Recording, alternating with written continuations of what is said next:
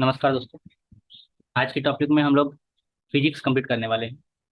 और फिजिक्स जो है हमने कॉन्साइज बुक से स्टार्ट किया था, थोड़ा सा अधूरा अभी, ज़्यादा नहीं कर पाए हैं। तो सबसे पहले हम समझ लेते हैं कि कॉन्साइज वाला पार्ट को अभी थोड़ा रोक कर आईसीएसई बोर्ड वाले, क्योंकि टॉपिक तो वही है, तो हम इस वाले को रोक कर, ठीक है, अभी डब्ल्यू बोर्ड के टॉपिक को खत्म करते हैं। हमने एक बुक ले लिया है, जैसे कि सभी बुक से सेम ही आपको नॉलेज मिलने वाली है। तो हमने एक बुक ले लिया है जिसमें वेस्ट बंगाल गवर्नमेंट का है, West Bengal board of secondary education, ठीक है ना। West Bengal board of secondary education class 10 है ना। तो ये सिलेबस बेस्ड है और ये total Hindi version Hindi based होने वाली है ना। ये वीडियो हिंदी स्टूडेंट को और बाकी स्टूडेंट को भी हेल्प मिलेगी, बाकी स्टूडेंट को भी हेल्प मिलेगी, ठीक है। और डब्ल्यू बी के स्टूडेंट को अधिक मिलने वाली है, ठीक है। डब्ल्यू बी के स्टूडेंट को अधिक मिलने वाली है। West Bengal board of secondary education, ठीक है, क्लास 10। ये ज़्यादा इंपॉर्टेंट होने वाली है। जिन बच्चों को साइंस में ज़्यादा इंटरेस्ट जिन बच्चों को साइंस में ज़्यादा इंटरेस्ट है, वो फ्यूचर अपना साइंस से बनाना चाहते हैं, वो इसको डीप में पढ़ेंगे, ठीक है। डीप में पढ़ने से आपके मार्क्स अच्छे आएंगे और हमें जरूर बताएंगे कि आप लोग को ये जो है कॉन्सेप्ट कैसा लगा, ठीक है। और ये पूरी सीरीज चलेगी, है ना, पूरी सीरीज चलेगी। और इन वन बाई वन करके एक एक चैप्टर करके हम अपलोड करेंगे। आप लोग को किसी भी टॉपिक रिलेटेड आपको वीडियो चाहिए होगा तो आप लोग क्या करेंगे, कमेंट करेंगे और प्ले लिस्ट में जाकर चेक करेंगे, ठीक है।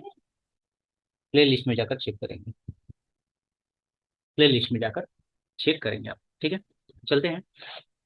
तो आप लोग को पहले बता दें कि ये जो टॉपिक है West Bengal board of secondary education class 10, है ना, ठीक है। तो इससे रिलेटेड है। तो स्टार्ट करते हैं। टोटल हम अगर बात करें तो चैप्टर जो है यहाँ पर इंडेक्स है, ये बहुत ही ब्रीफ में दिया हुआ है। हाँ, ये बात करें हम टोटल तो इस चैप्टर क्लास 10 के टॉपिक में टोटल 8 चैप्टर आपको मिलेंगे जो डब्ल्यू के बोर्ड के लिए इंपॉर्टेंट है। डब्ल्यू के बोर्ड के लिए इंपॉर्टेंट है। 1 2 3 4 5 6 7 8।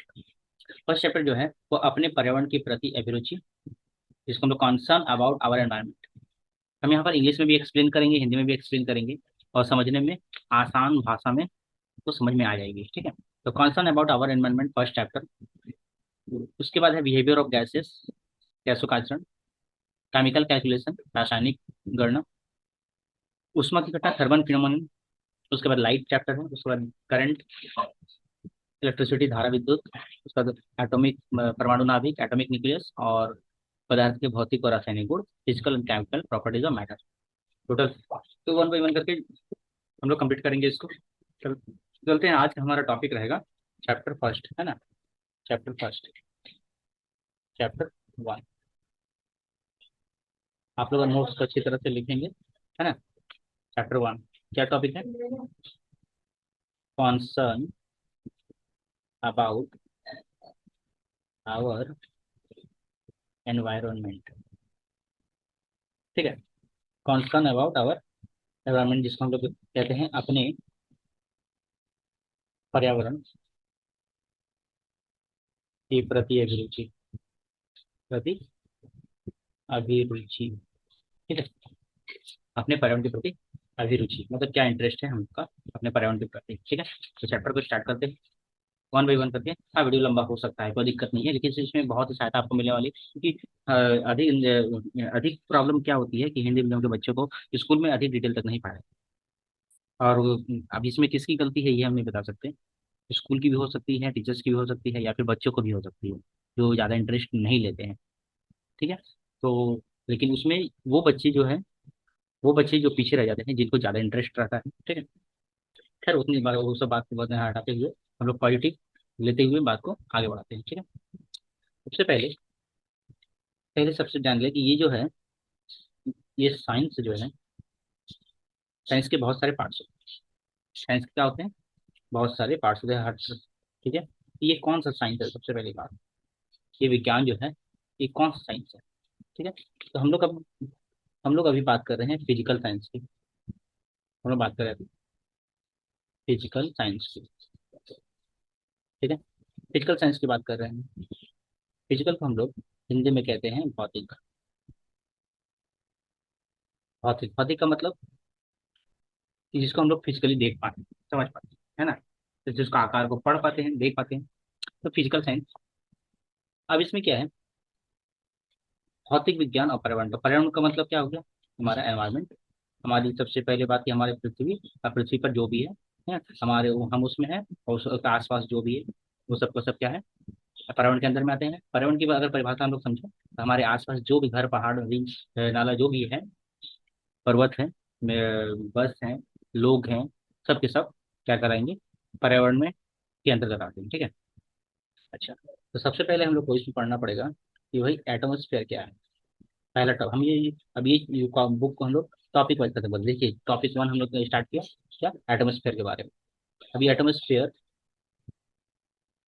के बारे में पढ़ेंगे, क्योंकि अब एटमोस्फेयर अगर यहाँ हम पढ़ लिए तो ये वाला टॉपिक आपको ज्योग्राफी में भी हेल्प करेगा। ठीक है, ज्योग्राफी में भी हेल्प करने वाला है। क्या बोला है कि पृथ्वी के चारों तरफ है ना, तो ये हमारा पृथ्वी है, ठीक है? ये हमारा पृथ्वी है। पृथ्वी जियोड आकार का होता है, ये पहले से पता हम लोग को, इसके बारे में हम लोग ज्योग्राफी में बात करेंगे। पृथ्वी के चारों तरफ कई सौ किलोमीटर मोटाई में व्याप्त गैसीय आवरण है। अब ये पृथ्वी है, ये अर्थ मान लो। अब अर्थ के ऊपर ना कई सौ मोटाई में, मतलब बाहर में, ये एरिया में क्या है, आवरण, कवर लगा हुआ है। ठीक है, आवरण है। अब कितना ये नहीं पता, कई सौ किलोमीटर जैसे आवरण है, जिसको हम लोग क्या कहते हैं, वायुमंडल कहते हैं, एटमोस्फेयर।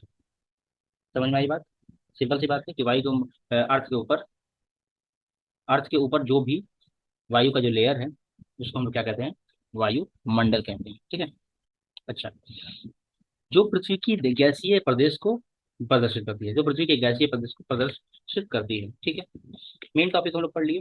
अब क्या, वायुमंडल पृथ्वी की गुरुत्वाकर्षण शक्ति के कारण ही बंधा है। वायुमंडल पृथ्वी की, अब पृथ्वी के अंदर एक शक्ति है, एक क्या है, एक शक्ति है, जिसको हम लोग क्या कहते हैं, गुरुत्वाकर्षण शक्ति कहते हैं। ठीक है, और इसी के कारण ये सब जो है आपस में खींचा हुआ है। ठीक है, संपूर्ण वायुमंडल का भार लगभग, अब ये जो इंपॉर्टेंट हो गया, संपूर्ण वायुमंडल का भार लगभग, तो संपूर्ण वायुमंडल का जो है भार कितना है, कितना, 5.6 × 10⁻15। ठीक है, टन। ठीक है, टन है। अब पृथ्वी का जो भार है, ये तो वायुमंडल का भार हो गया। अब पृथ्वी का भार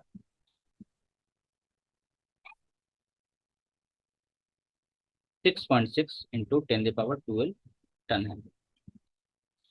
ठीक है, तो दो पता चल गया, एक हो गया पृथ्वी का भार, एक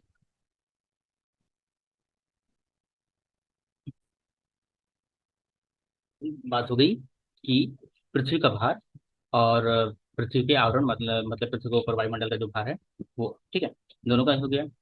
अच्छा, अब बात करते हैं, तो वायुमंडल पे कुल लगभग, वायुमंडल का कुछ भार, लगभग आधा भाग धरातल से इतनी ऊंचाई पर ही पाया जाता है। वायुमंडल का अगर बात करें, ये सब जो वायुमंडल है, ये धरातल, धरातल तो ये हो गया पृथ्वी का, तो इससे कितना दूर है, इससे कितना दूर है, इससे कितना दूर है, ठीक है, तो इससे 5500 मीटर की ऊंचाई तक पाया जाता है। ठीक है, आधा भाग क्या बोल रहा है, आधा भाग धरातल से 5500 किलोमीटर की ऊंचाई तक पाया जाता है, और 30 किलोमीटर की ऊंचाई तक इसका 99% भाग केंद्रित होता है। ठीक है। अच्छा, अब चीजों को और आगे बढ़ाते हैं। वायुमंडल में प्रतिरोधात्मक शक्ति होने के कारण अंतरिक्ष में पृथ्वी की ओर आने वाली उल्का और आकाशीय पिंड धरातल पर पहुंचने से पहले ही नष्ट हो जाती है। अब पृथ्वी ये है, तो पृथ्वी में एक शक्ति और होती है, कौन सी शक्ति थी, है ना, प्रतिशोधात्मक शक्ति, है ना, प्रतिरोधात्मक, ठीक है, शक्ति, प्रतिरोधात्मक शक्ति। अब इस शक्ति के कारण क्या होता है कि इस साइड से, है ना, अगर बाहर से कोई उल्का पिंड आ रही है तो आने से पहले ही पृथ्वी के प्रभाव से ये नष्ट हो जाएगी। क्या हो जाएगी ये, बाहर से उल्का पिंड आ रही है, इधर से नष्ट हो जाएगी। ठीक है। वायुमंडल, वायुमंडल पृथ्वी के वातावरण के लिए ग्रीन हाउस की तरह काम करता है। और वायुमंडल क्या करता है, वायुमंडल पृथ्वी को बचाता है, और ये ग्रीन हाउस, वायुमंडल पृथ्वी के वातावरण के लिए ग्रीन हाउस प्रभाव की तरह काम करता है। कौन, वायुमंडल का। ठीक है, ग्रीन हाउस प्रभाव, इसके बारे में भी हम लोग पढ़ेंगे, ग्रीन हाउस इफेक्ट जिसको बोलते हैं, के बारे में काम करता है। कौन, वायुमंडल। ठीक है। अच्छा, जो सूर्य से आने वाली लघु तरंगों को पृथ्वी तक आने देता है। ठीक है, लेकिन पृथ्वी द्वारा विकसित दीर्घ तरंगों को बाहर जाने से रोकता है। इसी कारण पृथ्वी का औसत तापमान कितना 35 डिग्री अब लगभग में 25 सेल्सियस बना रहता है। परंतु यहाँ भी चंद्रमा की तरह दिन में अगर ये ऐसा नहीं होता तो 100 डिग्री, ऐसा नहीं होता तो 100 डिग्री सेल्सियस तापमान और 100 डिग्री सेल्सियस तापमान और रात में 100 डिग्री होता। ठीक है, 100 डिग्री सेल्सियस रहता और नहीं तो फिर रात में क्या होता, रात में होता माइनस माइनस 100 में होता। कैसे, तो मतलब हम लोग को यहाँ से ये पता चल गया कि चंद्रमा में दिन में क्या होता है 100 डिग्री सेल्सियस और रात में क्या होता है -100 डिग्री सेल्सियस। ठीक है, अब बात करते हैं कि वायुमंडल में 99% भाग जो है नाइट्रोजन। वायुमंडल की अगर बात करें, ये वायुमंडल है हवा में, तो हवा में तो बहुत सारी गैसें हैं, तो गैसों में देखा जाए तो 99% भाग जो है तो क्या होता है, नाइट्रोजन होता है। ठीक है, नाइट्रोजन वो भी किस में, आयतन से। ठीक है, आयतन से अगर माना जाए तो 99% होता है। ऑक्सीजन कितना होता है, तो ऑक्सीजन जो है वो 21% होता है। ठीक है, आयतन से निर्मित होता है। और 1% जो होता है, ठीक है, 1% भाग जो होता है वो उसमें क्या क्या आता है, CO2 आता है ना, हाइड्रोजन आता है। ठीक है, हाइड्रोजन आता है और निष्क्रिय गैस, निष्क्रिय गैस भी आता है। ठीक है, तो ये सारे के सारे अब है हमारे वायुमंडल के वायुमंडल की संरचना और वायुमंडल के बारे में थोड़ा सा इंट्रो।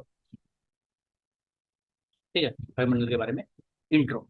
अब हमारा टॉपिक रहेगा कि वायुमंडल की संरचना कैसे, ये लेयर बना है तो इसके ऊपर वायुमंडल का कितना सारा लेयर है, ये भी तो देखना होगा। वायुमंडल के लेयर के बारे में पढ़ेंगे कि वायुमंडल की संरचना कैसे हुई है। ठीक है, वायुमंडल की संरचना कैसे हुई है। ठीक है, तो अगला टॉपिक है स्ट्रक्चर।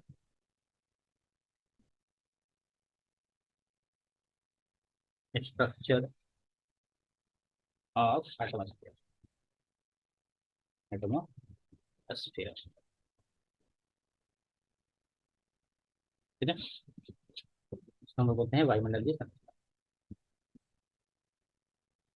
वायुमंडल की संरचना। ठीक है, वायुमंडल की संरचना। ठीक है, अब इस टॉपिक को हम लोग डिस्कस करते हैं अभी।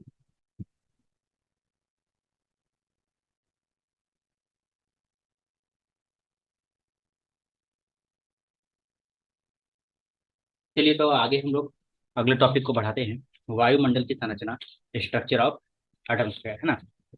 अब इसको हम लोग कंप्लीट करेंगे। तो जैसा कि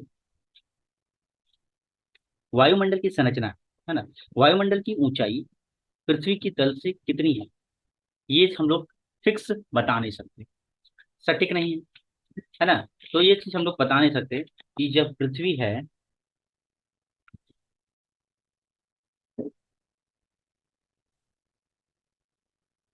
ठीक है, जब पृथ्वी है और पृथ्वी के ऊपर वायुमंडल है।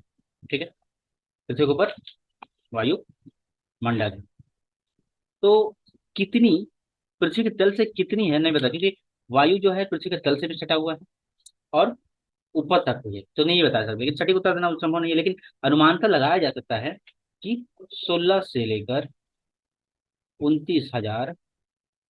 ठीक है, 16 से लेकर 29,000, 16 से लेकर 29,000 किलोमीटर तक बताई गई है। ठीक है, 16 से 29,000 बताई गई है, वो भी लगभग में, कंफर्म नहीं है, लेकिन परंतु धरातल से केवल 800 किलोमीटर। ठीक है, यहाँ से बताया गया है कि अनुमान लगाया है कि 16 से लेकर 29,000 किलोमीटर तक बताई गई है, परंतु धरातल से केवल 800 किलोमीटर, धरातल से केवल 800 किलोमीटर से क्या स्टार्ट हो जाता है, वायुमंडल की स्टार्ट, वायुमंडल स्टार्ट हो जाता है। ठीक है, वायुमंडल की ऊंचाई पृथ्वी के तल से, पृथ्वी के तल से, है ना। उसके बाद 400 किलोमीटर तक वायु की अस्तित्व का अनुभव होता है। और कहाँ तक होता है, 400, इसके बीच में 400 से क्या होता है, अनुभव होना स्टार्ट होता है। लेकिन भूतल से जैसे जैसे ऊपर उठते हैं वायु की घनता और दाब कम होता है। और यहाँ से हम लोग जितना ऊपर जाते हैं, जितना ऊपर जाते हैं, जितना ऊपर जाते हैं उतना क्या होता है, जितना वायु से हम लोग ऊपर जाते हैं वायु, तो उतना वायु की सघनता क्या कम होती है, वायु की सघनता कम होती है। ठीक है, वायु की सघनता कम होती है, मतलब वायु कम लगता है कि कम है, और साथ में क्या, दाब भी कम लगता है, दाब भी कम होता है। परंतु वायु में उपस्थित विभिन्न गैसों का परिणाम जो है और प्रकृति में बदलती रहती है, अलग अलग जगह पर अलग अलग बदलती रहती है। भारी गैस पृथ्वी के समीप और हल्की गैस ऊपर की ओर स्थित होती है। फिर भारी जो होती है वो पृथ्वी के सामने होती है, हल्की वाली जो है ऊपर होती है। ठीक है। वायु की सघनता, बनावट, दबाव गुणों के आधार पर निम्नलिखित बांट। तो वायु की सघनता, दबाव, इन सब चीज के को लेकर जो है वह क्षोभ मंडल, मतलब कि वायुमंडल के परत को बांटा गया है। ठीक है। तो इसको हम लोग इधर अब साफ करते हैं कि वायुमंडल के परत को